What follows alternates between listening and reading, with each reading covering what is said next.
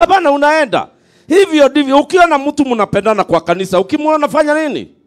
Biblia inasema free fornication, utoroke dhambi hizi na miguu. Ukiona mahali Mungu hajasemi tuombe, anasema tutumie miguu, ni hali tu hadu. Wona kimundu ni urakenda ucoke ukigirira hau ukiuga gwenda kwa namba yaku, we go. Biblia inasema utumie miguu, na free ni ukibia mpaka jacket ika hivi vile umeenda bio. Hiyo ndio kuacha dhambi. Bwana asifiwe.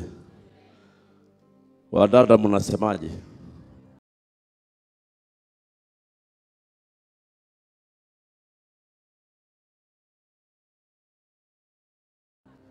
Ukiona mtu hapa ni kama ni wewe anaangalia na unajua wewe ni, maana Biblia inasema miguu. Na ukiona inasema miguu, damu ya Yesu haiwezi kufanya kazi. Andu agima mendanete ri macoke marugamite hau thakame ni yuke ku. Damu haiwezi kukuja hapo. Hapo inataka bio 100 meters. Niki worira ni mundu ndiraigwa tukigucania thakame hari ai. Niwe ndorira.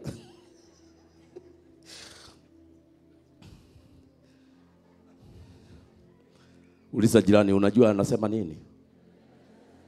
Haya, ongeeni kidogo, muulize unajua anasema nini? Sasa shida yako ni ukienda kununua kitu kwa duka, ile mtu wa duka uone anakuangalia sana. Hata ukienda unajua wanawake wanasikianga macho yetu ikiwaangalia. Hata akienda hivyo anasikia macho yote kwa mgongo, na akiangalia nakuta kweli na niangalia. Ukiona namna hiyo uende duka ingi, shida yako ni kwamba unarudi hapo ni kunyenderia iria. Alafu unatoka unasikia tena macho ndio hiyo, wewe utaanguka. Kama David alianguka na ameandika Bible, wewe ni Bible gani umeandika hapa Roiru? Unaenda kuitua tia wewe. Si David aliangushwa na mama wa jirani. Wewe na haujaandika Bible, utasimama? Pastor Ben ni andikita Bible. Kogo nake atumire ki? Akaisha ngali na iguru na ihenya athiete. Orio niki nenda ndonge we hau ndona.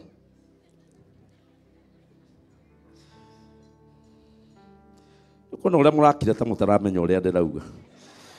Na muramenya biu no kamenya arario horo wa nie na njuguna.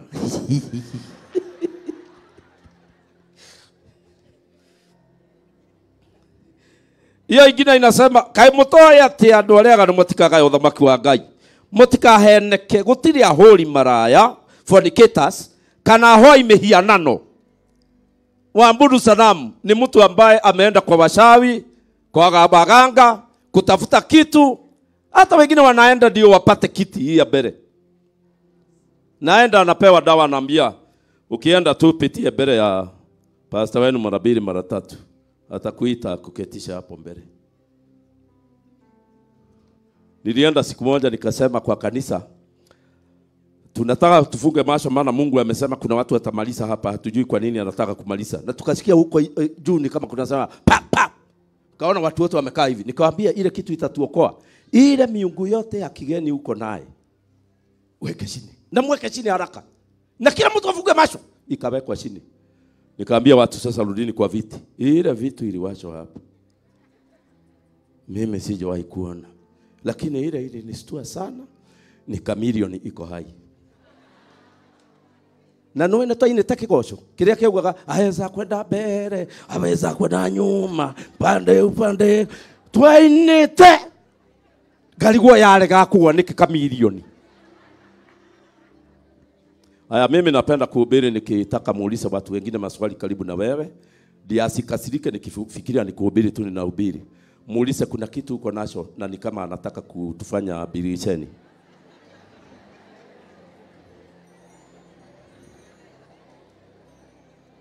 Wadada Bwana asifiwe. Uko na kitu kwa waist?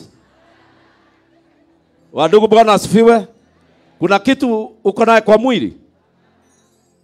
So tufanye bilisheni. Hiyo ingine ni gani? Kana idharia. Washarati ni watu wameolewa, wameoana, wanaingia kwenye dhambi za mapenzi.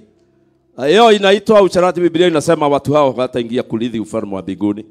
Kwa hivyo ni kumaanisha kama uko hapa na unapenda kufika mbinguni kwa Baba, lazima ushunge vitu vile Mungu anasema hazitaingia. Na wale wasichana mko hapa, hakuna ugonjwa unaweza kushika ukienda daktari akupiga x-ray, kuandikia barua ya kwamba atafute mzee haraka iwezekanavyo. Uambiwe daktari ameona ugonjwa wako. Hakuna ugonjwa kama huyo. Wewe kaa peke yako. Kwanza ukikaa peke yako ndio hauli. Unaweza kuolewa unalia kama dawa asubuhi, mchana na jioni. Baba, kama unakaa peke yako, wewe tosheka ukiwa peke yako. Hauwezi kugojeka. Kwanza ndio uko mzuri, hakuna mtu anakuitisha pesa mfululizo. Hakuna mtu anaongea vibaya. Wewe kaa hivyo peke yako, hauwezi kugojeka. Kwa hivyo kama uko single, ukae hivyo. Na Biblia inasema utabarikiwa ukikaa hivyo. Haya, kama hujaolewa uwe unafaa nguo zinakaa hujaolewa. Ni makosa sana kuvaa nguo za wamama na wewe ni msishana. Alafu unaenda pale kwa matatu unaambiwa mama karibu. Unasema nyamaza, mama gani? Hata sisi ukikuja hapa tukuombe, tunakwambia mama unataka nini? Unasema si mama. Na wewe kama ni madam ameolewa, ni vizuri kufaa nywele inalalia jisho moja. Unatuonea huko ndani. Uneki unaenda kuona. Kama wewe ni mama, usifae kama msishana. Faa kama mama. Ndio usalimiwe vizuri, habari mama. Lakini sio unapita watu wanasema hey. Kuna nguo unaweza kufaa ukiingia kwa matatu, unasukumwa hapa nyuma badala ya mgongo.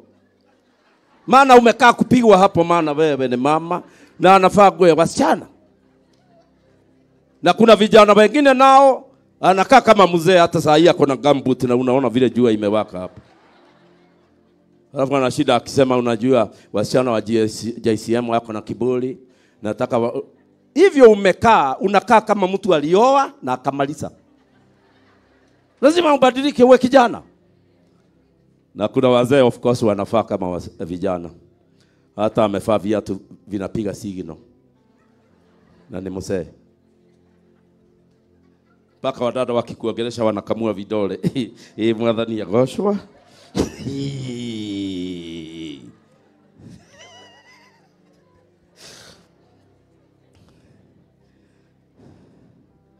Bwana asifiwe. Ukiona ninaongea na mdada pale akule vidole hivi, ni mimi ni Bishop naongea na yeye, anakula vidole alafu anajikuna hivi, anafanya hivi nywele. Ni like niwe namwambia Yesu Kristo alikuja hapa duniani akakufa na akafufuka. Kweli hiyo body language inasema ninamueleza mambo ya dunia hii. Na kwa hivyo ni vizuri na wewe ujue tunakuangalia na tunakusoma.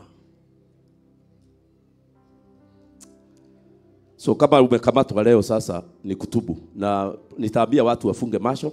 Hata ukikuja hapa hakuna mtu ataona ni nani amekuja na ni nani Si ni vizuri kufisha watu hapa? Hizo dhambi za jioni. Mchana unaiba haleluya, usiku Shetani anakuja. Unatokea ukiwa mtu mwingine. Na mmenyamaza mpaka mtu anaweza kufikiria mko watu 10. Wale watu wako kwa television, ile watu wako hapa mwisho haionekani. Na hata hauwezi kujua kama wanapumua. Mimi nafikiria nimegusa mshipa.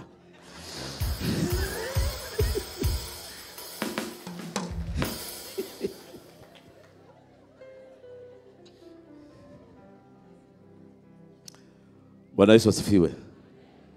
Kama unaona mwanaume karibu na wewe, hata kama anakaa kupiga mtu, ukiongea atasikia, mwambie wachana na bibi za watu.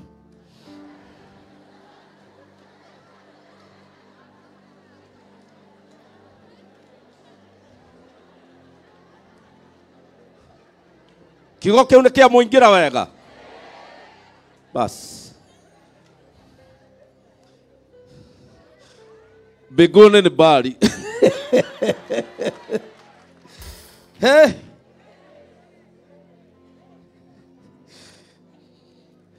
Hiyo ingine ndio nilisoma ikawa kali kwa mdomo yangu. kana arume aria metuaga taka.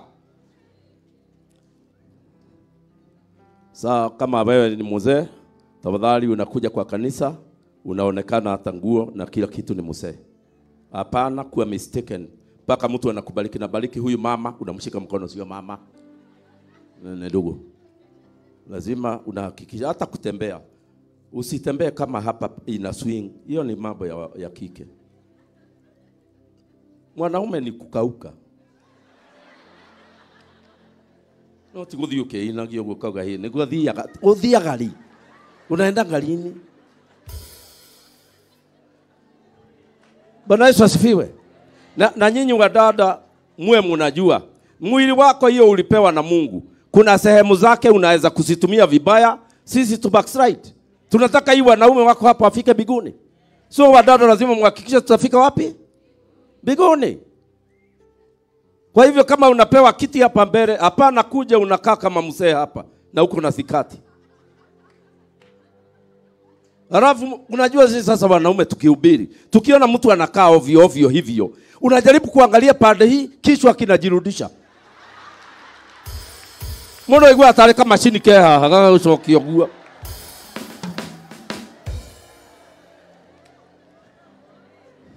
Hii ndugu muhakikishe atafika biguni. Haleluya.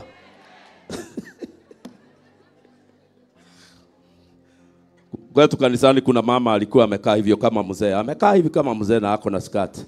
Na kuna kakitu anakula hivi kanakaa kama kaswiti ile ya mti.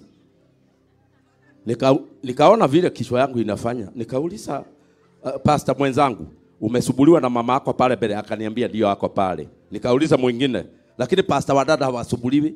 Ilibidi tutume dada mmoja pastor tukamwambia enda umwambie yule ama umuhamishe hiyo kiti. Kwa hivyo usituangushe. Hiyo ni ya wadada. Abia kila mdada ako karibu na wewe. Mama oleke tukije matuine. Waambieni oleke arumea makinye matuine kwa fafa. Ndukaleke makinye gwaku. Mweleze. Hata wale wadada mnatuongoza hapa. Mnaona hii kanisa ya huyu ni kubwa sana. Ukisimama hapa na nguo inaona dhuru. Tutafikiria unataka tuende kwako sio biguni. Kwa hiyo wadada matoini thagio kona fio. Oyo mundada arenda athi gwake. Hindi yo nake rakura biguni kwa baba. Gijo kaigwa tarumiro kuga gwaku.